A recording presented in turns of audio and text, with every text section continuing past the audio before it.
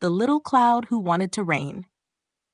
High up in the vast blue sky lived a small, fluffy cloud named Puff. Unlike his big gray brothers who often burst into refreshing rain, Puff was small and white. He longed to be as useful as they were, watching with envy as their raindrops danced and splashed, bringing life to the earth below. "I wish I could rain too," Puff sighed to the gentle wind. The wind chuckled and replied, "Patience, little cloud. You'll rain when the time is right." Puff wasn't satisfied with waiting. He tried to shake himself, hoping to dislodge a few raindrops. He even tried to imitate the thunderous rumble of his big brothers, but all he managed was a tiny, quiet puff.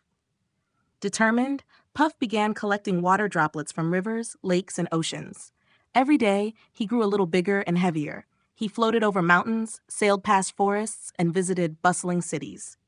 With each journey, he gathered more and more water. One sunny afternoon, as Puff floated over a parched field, he felt heavier than ever. The sun, a kind old friend, smiled down at him. "It's time, little cloud," Saul said warmly.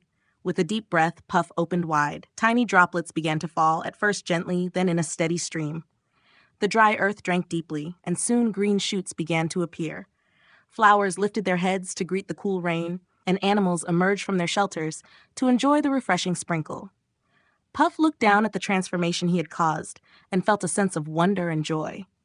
He realized that, even though it took time and effort, his dream had become a reality.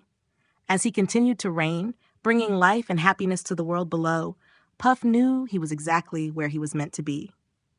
Moral: with patience and perseverance, even the smallest among us can make a big difference.